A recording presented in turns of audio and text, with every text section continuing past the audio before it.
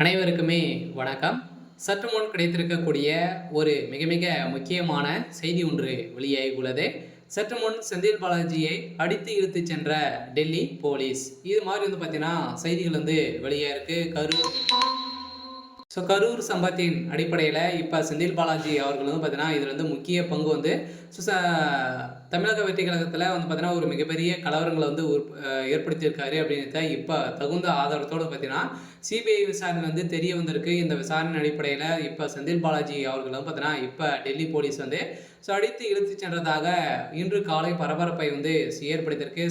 செந்தில் பாலாஜியுடைய கதை ஒட்டுமொத்தமாக முடிய போகுது. அனைவருக்குமே தெரியும் செந்தில் பாலாஜி அவர்கள் பார்த்தீங்கன்னா வருகின்ற சட்டமன்ற தேர்தலுக்காக அதுக்குள்ளே ஏதாச்சும் அமைச்சராக நம்ம பொறுப்பேற்க வேண்டும் அப்படின்ற மாதிரி திமுகவுக்கு பார்த்தீங்கன்னா ஒரு மிகப்பெரிய விசுவாசத்தை காட்டி இருந்தாலுமே இப்போ வசமாக சிக்கி கொண்டு இருக்காரு. பார்த்தீங்கன்னா எவ்வளோ விசுவாசங்கள் காட்டினாலும் பார்த்தீங்கன்னா திமுக அமைச்சராக இருந்தால் மட்டுமே தான் பார்த்தீங்கன்னா இப்போ வருகின்ற சட்டமன்ற தேர்தலில் போட்டியிட முடியும் அப்படின்ற மாதிரி தேர்தல் ஆணையம் அதிரடியாக பார்த்தீங்கன்னா ஒரு அறிவிப்பு வெளியிட்டிருக்கு. இந்த அறிவிப்பின் அடிப்படையில் செந்தில் பாலாஜிக்கு ஒரு மிகப்பெரிய சிக்கல் வந்திருக்கு. இருந்தாலுமே இந்த சிக்கலின் அடிப்படையில் செந்தில் பாலாஜி செய்தது ஒரு மிகப்பெரிய பாவ செயல். இந்த பாவத்தை மன்னிக்கவே முடியாது அப்படின்ற மாதிரி நீதிமன்றம் போட்ட தீர்ப்பின் அடிப்படையில் இப்போ செந்தில் பாலாஜியுடைய கதை ஒட்டுமொத்தமாக முடிந்திருக்கு. இப்போ டெல்லிக்கு தூக்கியிருக்காங்க. டெல்லியில் விசாரணை நடந்துட்டு இருக்கு. பார்த்தீங்கன்னா ஏற்கனவே ஒரு மிகப்பெரிய பிரச்சனைகள் அவர் இருக்கா இல்லையா. ஃபர்ஸ்ட்ல பார்த்தீங்கன்னா ஒரு மிகப்பெரிய டாஸ்மாக் நிறுவனத்தில் நடந்த சம்பவத்தின் அடிப்படையிலும் இப்போ செந்தில் பாலாஜி அவர்கள் இல்லாத அமைச்சராக இருக்காரு.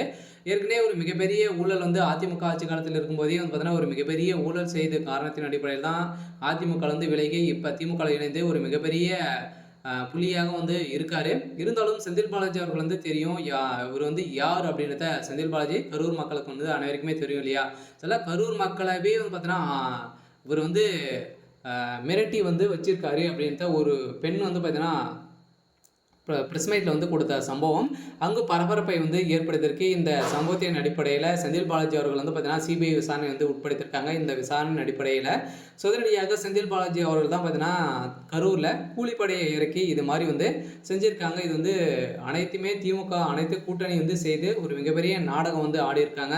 இந்த நாடகத்தின் அடிப்படையில் மக்களுடைய உயிர் தான் சேர்ந்திருக்கு. இதற்கு அனைத்துக்குமே தமிழக வெற்றி கழகத்துடைய தலைவர் விஜய் அவர்கள் தான் பொறுப்பேற்க வேண்டும் அப்படின்ற மாதிரி பார்த்தீங்கன்னா திமுக சேர்ந்த நிர்வாகிகளும் அனைவருமே பார்த்தீங்கன்னா குற்றச்சாட்டுகள் வைத்திருக்காங்க. அதில் இப்போ நீதிமன்றம் வழங்கிய தீர்ப்பின் அடிப்படையில் இப்போ செந்தில் பாலாஜி அவர்கள் செய்தது நிரூபணமாயிருக்கு. இப்போ அதிரடியாக செந்தில் பாலாஜி அவர்கள் டெல்லிக்கு தூக்கியிருக்காங்க. மீண்டும் அவர் ஒரு 1.5 வருட காலமாகவே புலச்சர் இருந்தார். மீண்டும் திகார் சிறையில் அடைக்கப்பட்டிருக்காரு. சரி, ஓகே. இன்னைக்கான அப்டேட் இதுதான். மறக்காமல் நம்மளுடைய சேனலை சப்ஸ்கிரைப் பண்ணி சப்போர்ட் பண்ணுங்கள்.